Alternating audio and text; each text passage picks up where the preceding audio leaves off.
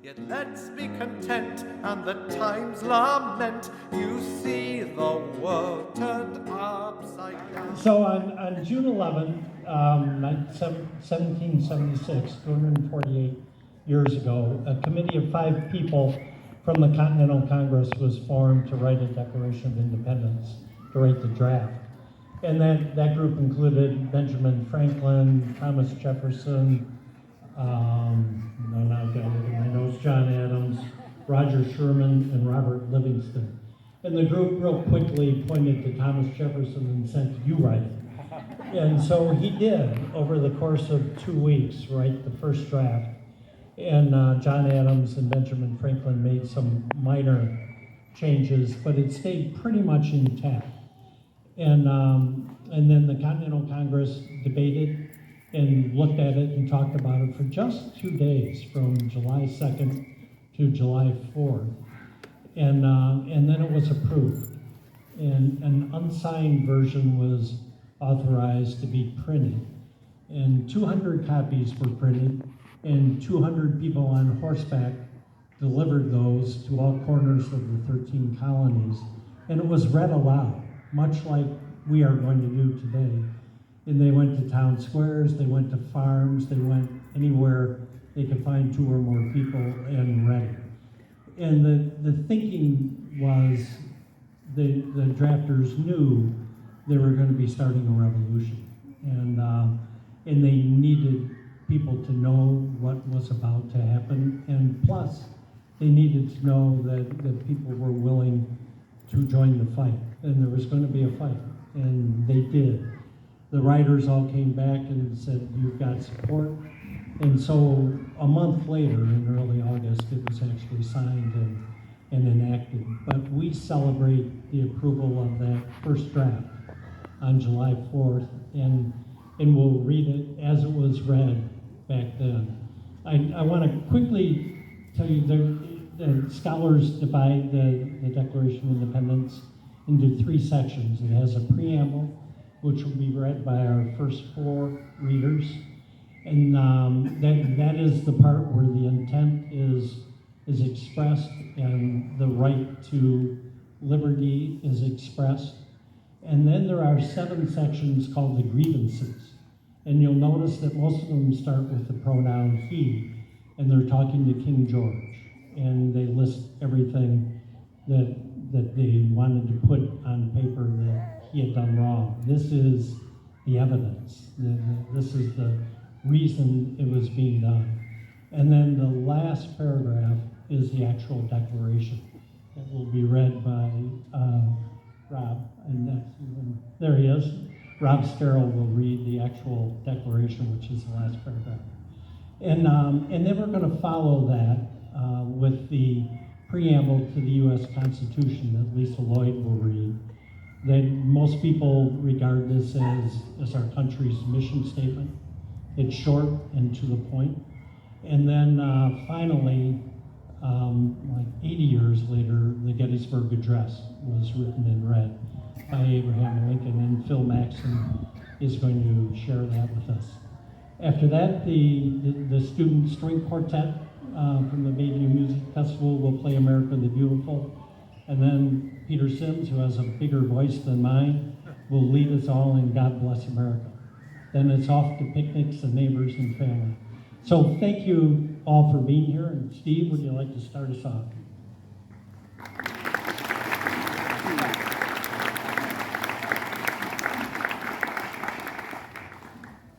The unanimous declaration of the 13 United States of America.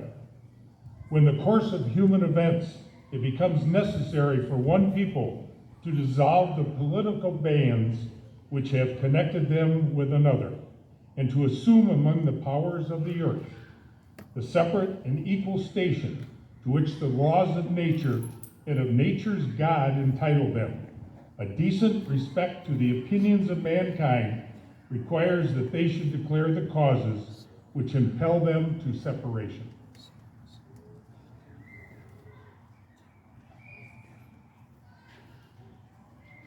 We hold these truths to be self-evident, that all men are created equal, that they are endowed by their Creator with certain unalienable rights, that among these are life, liberty, and the pursuit of happiness.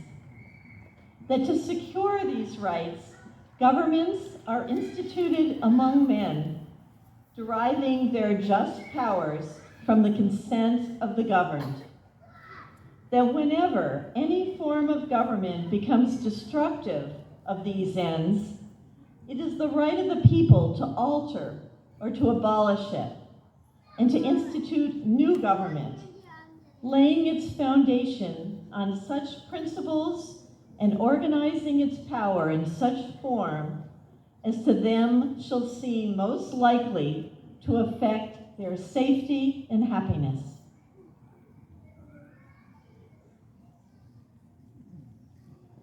Prudence indeed will dictate that governments long established should not be changed for light or transient causes, and accordingly all experience hath shown that mankind are more disposed to suffer, while evils are sufferable, than to right themselves by abolishing the forms to which they are accustomed.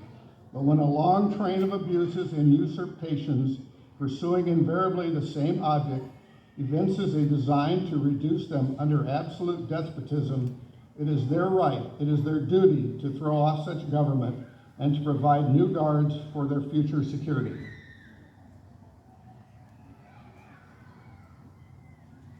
Such has been the patient sufferance of these colonies, and such is now the necessity which constrains them to alter their former systems of government. The history of the present King of Great Britain is a history of repeated injuries and usurpations, all having in direct object the establishment of an absolute tyranny over these states. To prove this, let facts be submitted to a candid world.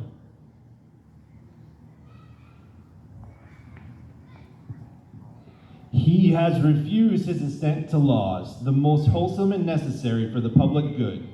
He has forbidden his governors to pass laws of immediate and pressing importance, unless suspended in their operation till his assent should be obtained, and when so suspended, he has utterly neglected to attend to them. He has refused to pass other laws for the accommodation of large districts of people, unless those people who would relinquish their right of representation in the legislature, a right inestimable to them and formidable to tyrants only. He has called together legislative bodies at places unusual, uncomfortable, and distant from the depository of their public records, for the sole purpose of fatiguing them into compliance with his measures.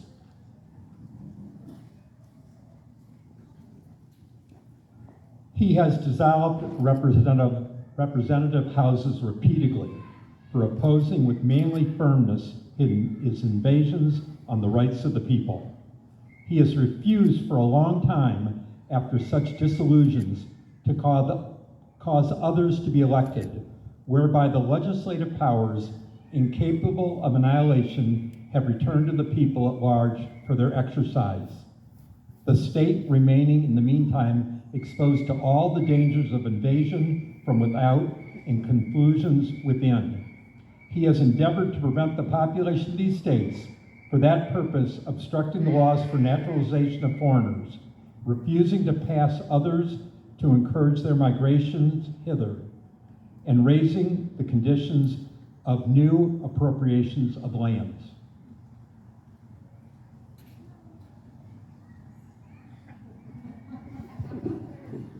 He has obstructed the administration of justice by refusing his assent to laws for establishing judiciary powers. He has made judges dependent on his will alone for the tenure of their offices and the amount and payment of their salaries.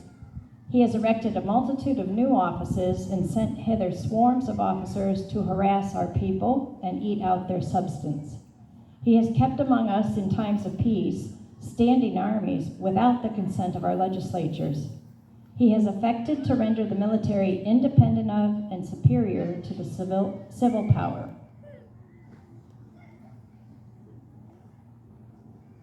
He has combined with others to subject us to a jurisdiction foreign to our Constitution and unacknowledged by our laws, giving his assent to their acts of pretended legislation, for quartering large bodies of armed troops among us, for protecting them by a mock trial from punishment for any murders which they should commit on the inhabitants of these states, for cutting off our trade with all parts of the world, for imposing taxes on us without our consent.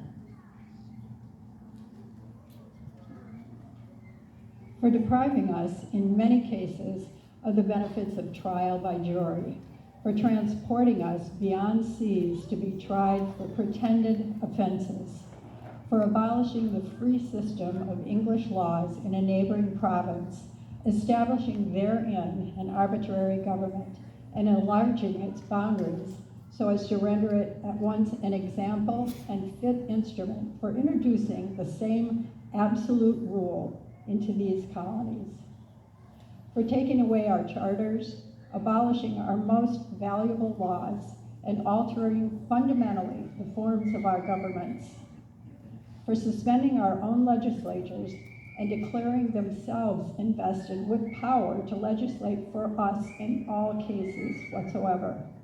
He has abdicated government here by declaring us out of his protection and waging war against us.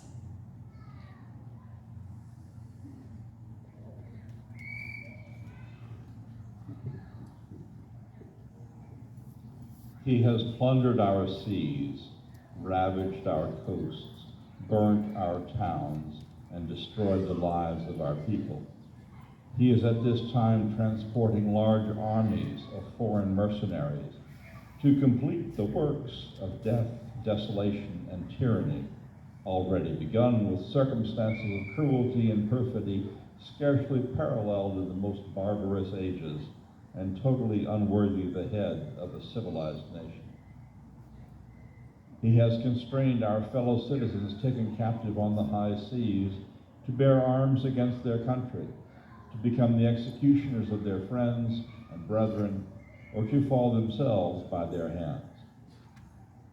He has excited domestic insurrections amongst us and has endeavored to bring on the inhabitants of our frontiers the merciless Indian savages whose known rule of warfare is an undistinguished destruction of all ages, sexes, and conditions.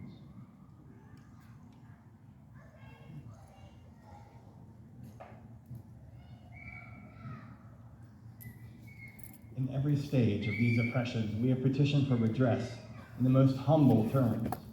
Our respective petitions have been answered only by repeated injury. A prince whose character is thus marked by every act which may define a tyrant is unfit to be a ruler of a free people. Nor have we been wanting in attentions to our British brethren. We have warned them from time to time of attempts by the legislature to extend unwarrantable jurisdiction over us. We have reminded them of the circumstances of our immigration and settlement here. We have appealed to their native justice and magnanimity. We have conjured them by the ties of our common kindred to disavow these usurpations, which would inevitably interrupt our connections and correspondence.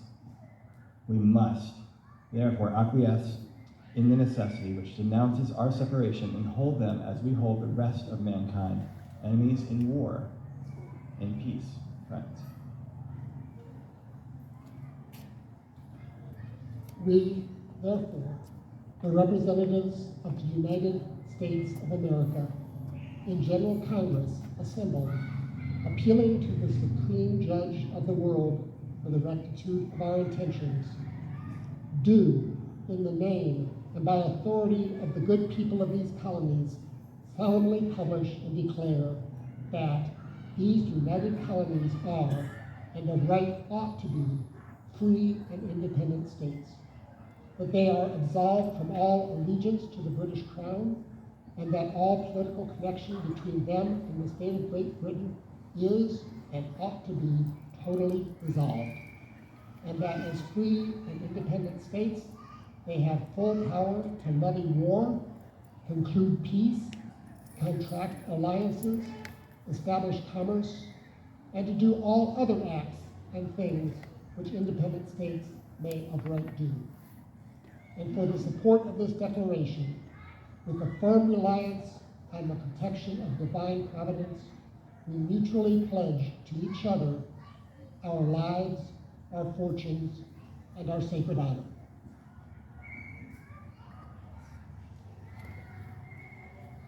The preamble to the U.S. Constitution.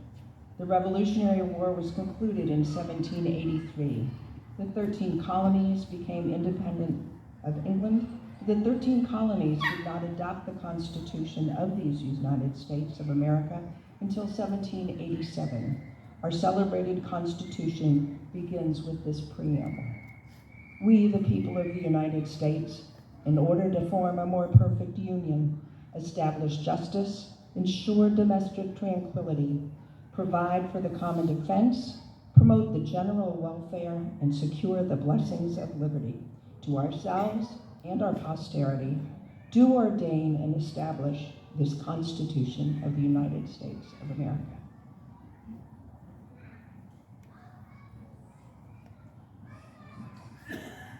On the afternoon of November 19, 1863, 4.5 months after the Union armies defeated the Confederacy at the Battle of Gettysburg, with the American Civil War still raging, the Soldiers' National Cemetery was dedicated in Gettysburg.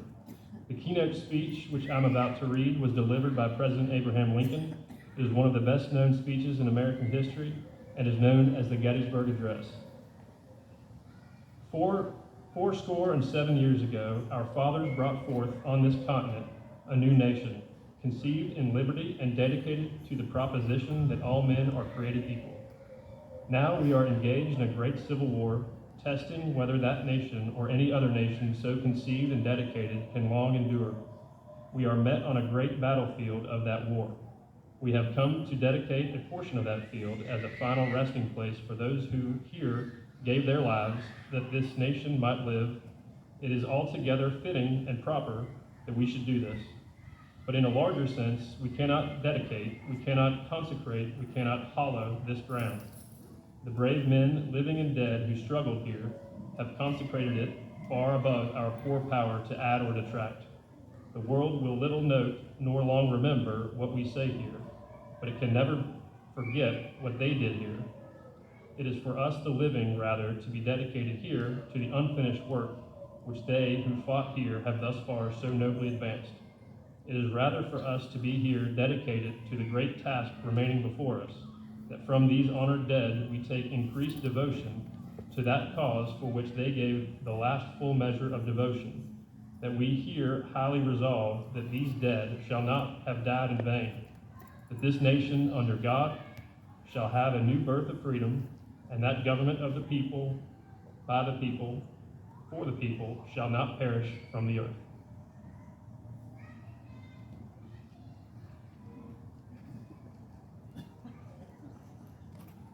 Okay, can we all thank our neighbors and friends? Thank you very much. Let's be content and the times lament. You see the world turned upside down.